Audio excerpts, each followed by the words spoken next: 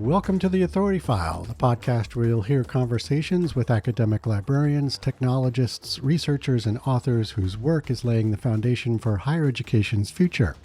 I'm Bill Mickey, your host and the editorial director at Choice. If you're new to the Authority File, you can listen to and find previous episodes on most of the major podcast platforms, and we encourage you to sign up for our monthly newsletter, the Authority File Roundup, which keeps you updated on previous, current, and upcoming Authority File episodes. You can subscribe at choice360.org by clicking on the newsletter banner at the top of the homepage. Our guest today is Dr. Sundhya Walther. Dr. Walther is a Presidential Fellow in English at the University of Manchester in the UK.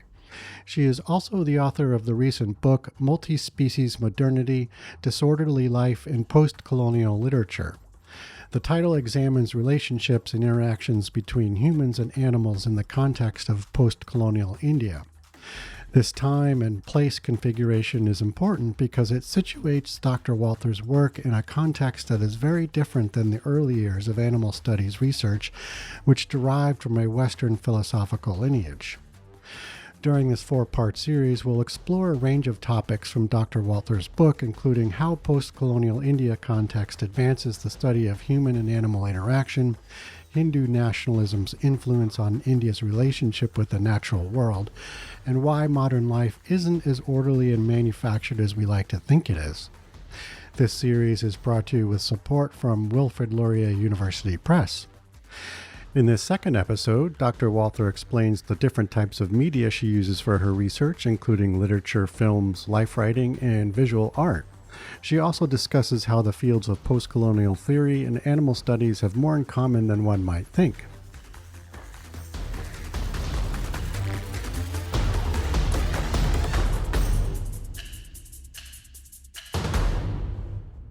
So when you perform your research, do you focus on literature that intentionally and symbolically portray human and animal interaction, or do you also include other media? Kind of a practical question, I guess. Oh, right. I write about a lot of different Yeah. things. I have a sort of a very diverse set of interests, and I think no text is off limits. Right. And my understanding of what a text is very broad. So I'm a literary scholar and have a literary background. So I write about fiction Mm-hmm. primarily, but anything that's sort of uh, some things sort of catch my interest, right? So I begin the book with this story of these so-called Robin Hood monkeys in Shimla, where two times so in the course of a year, these monkeys broke into a construction site, grabbed these bags of cash that were intended as wages for the workers, and started throwing the cash around the town. And people sort of were overcome by this and were chasing them, trying to get the cash. And it went on for a long time in each case. So I look at that incident and some of the journalistic coverage of it as another kind of multi-species interaction that we Right. can analyze, right? As a kind of living text. Um and I have films and life writing and visual art and lots of these sort of idiosyncratic incidents Mm-hmm. I'll call them, or phenomena that really explore these kinds of relations in multifaceted ways. Yeah. Mm. I'm just curious in the sense of, I love the story of the monkey stealing the cash. And in an example like that, like how would you use that in your research? I mean, do you use it sort of in a comparative sense to what you might be exploring in creative literature or fiction, and sort of compare the two, and here's a real life interaction versus a fictional or more symbolic one, and then look at how, when those kinds of things intersect, what are the possibilities that emerge from that? Is that kind of what you look at, or? I would say it's not necessarily a comparative urge, Yeah. because my focus in the book is quite spatial, right? Mm. It's about looking at spaces, artistic or journalistic, um, or in life, where these kinds of strange, even though perhaps also mundane interactions can happen. So it's about looking at a story as a kind of space that allows, or a story as something that can open space for reconsiderations of human animal relations. So Hmm. I see that story as kind of opening a space in which to consider what that interaction might mean, Mm. right? In Right.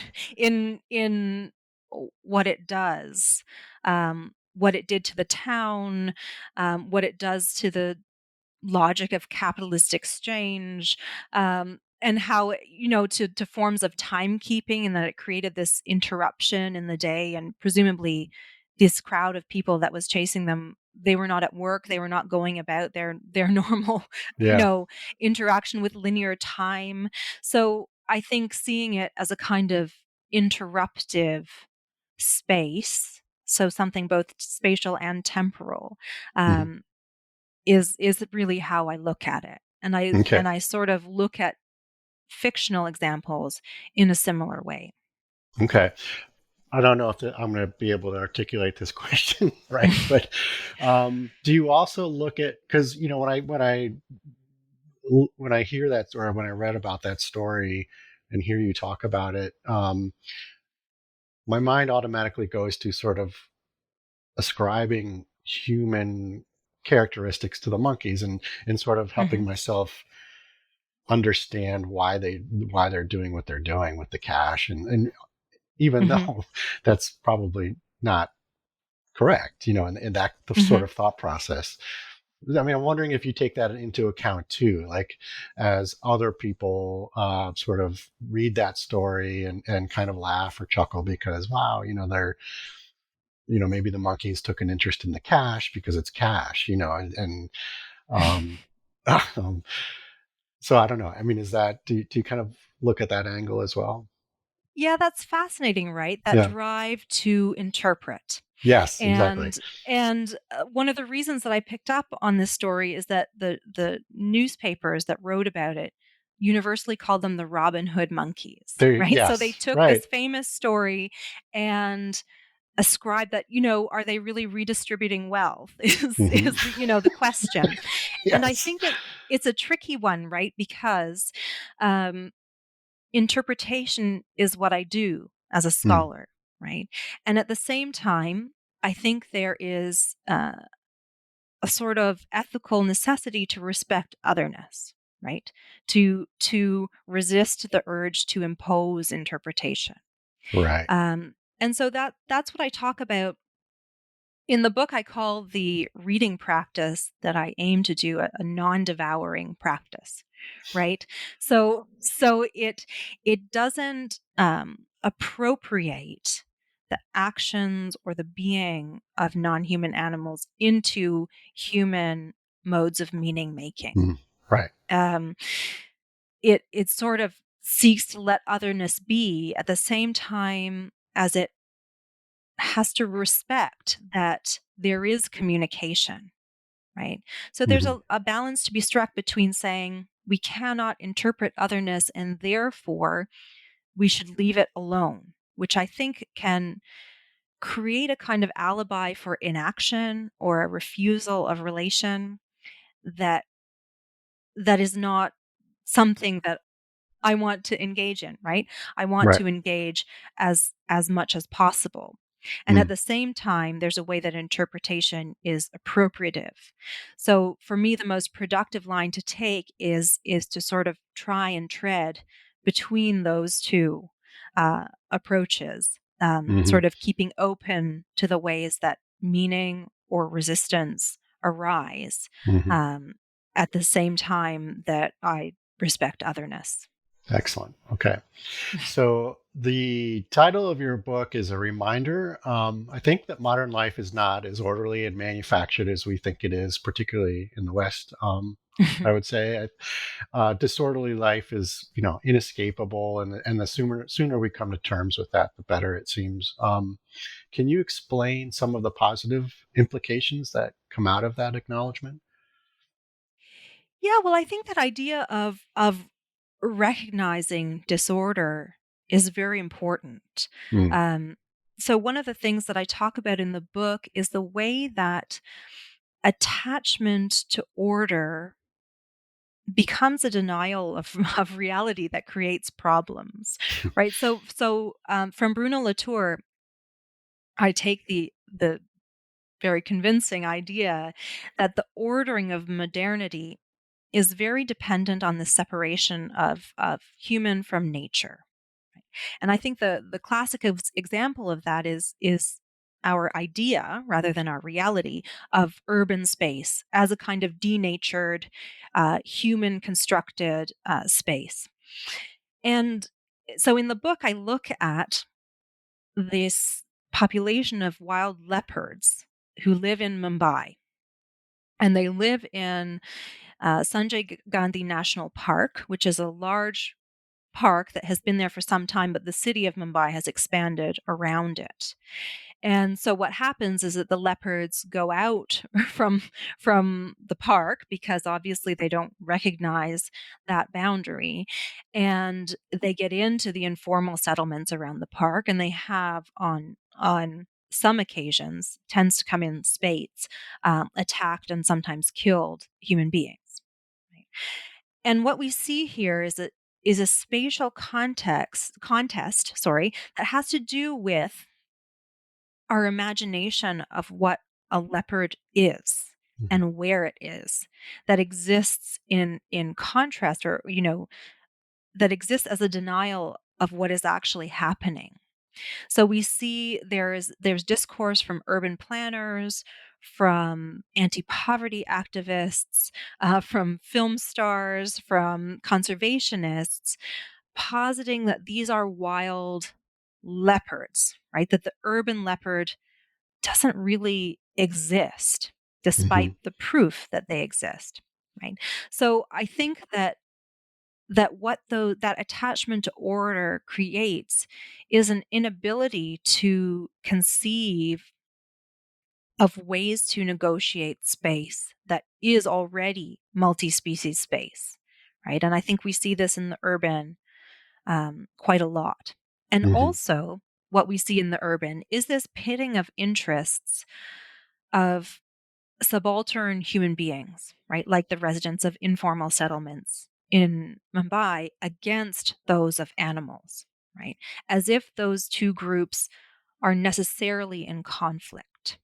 In the book, I also talk about the context of the Sundarbans, where there's a population of tigers and a population of indigenous peoples and local rural fisher people, and they are sort of constructed as being necessarily in conflict.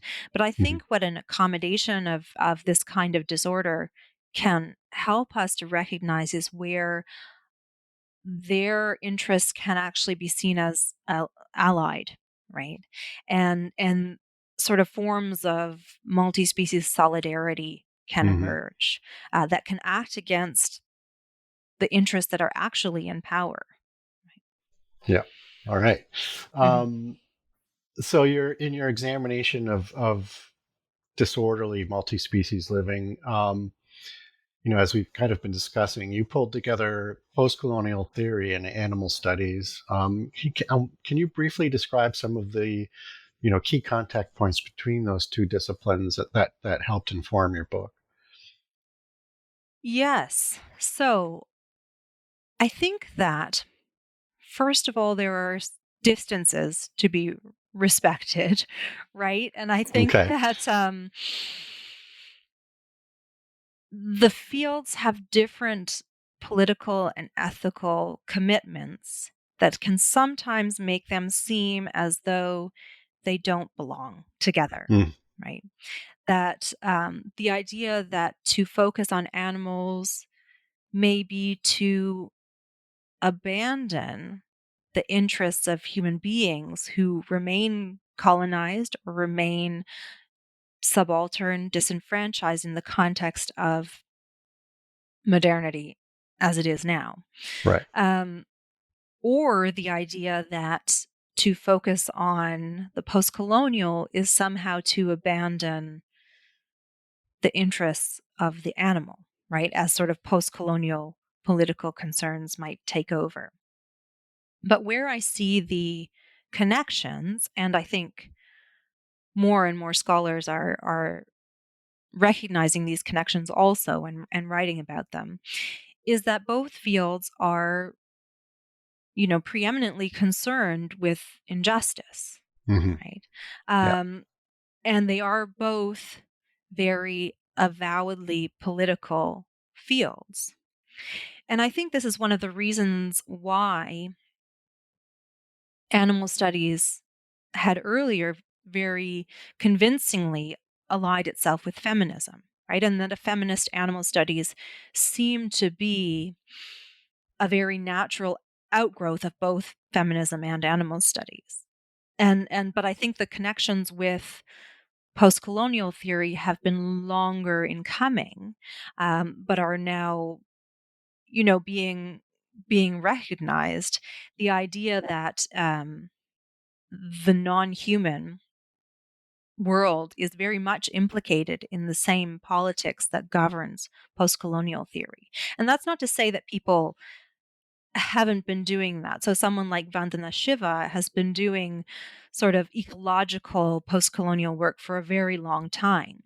But Mm-hmm. it's sort of she's now sort of much more recognized sort of in Western academia than she previously was, which is amazing. Mm-hmm. But it's sort of getting that critical mass of people who are recognizing those connections rather than sort of idiosyncratic, or who are seen as idiosyncratic voices standing behind these sets of ideas.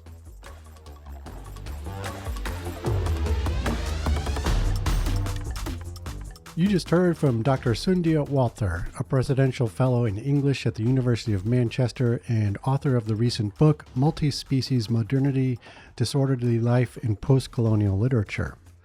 Join us next week as we discuss some of the structural as well as thematic elements of Dr. Walther's book, including her focus on Hindu-influenced texts, why she highlights mammals of a charismatic nature, and why each chapter ends with a section that provokes further thought through depictions of visual art. These charismatic mammals have been politically important in India. So Project Tiger, or the Tiger Conservation Authority in India, was absolutely central to the idea of India as an independent nation, a united nation where a nation didn't really exist before, of this diversity of languages and peoples and religions, and a nation that would step onto the world stage as an independent political body and be able to lead, right? To lead on the conservation of tigers. As always, underwriting opportunities for the Authority File podcast are directed by Choice's advertising manager, Pam Marino, and all of our episodes are produced and edited by Choice's digital media producer, Sabrina Kofer, with support from digital media assistant Ashley Roy. That's all for this week. Thanks for joining us.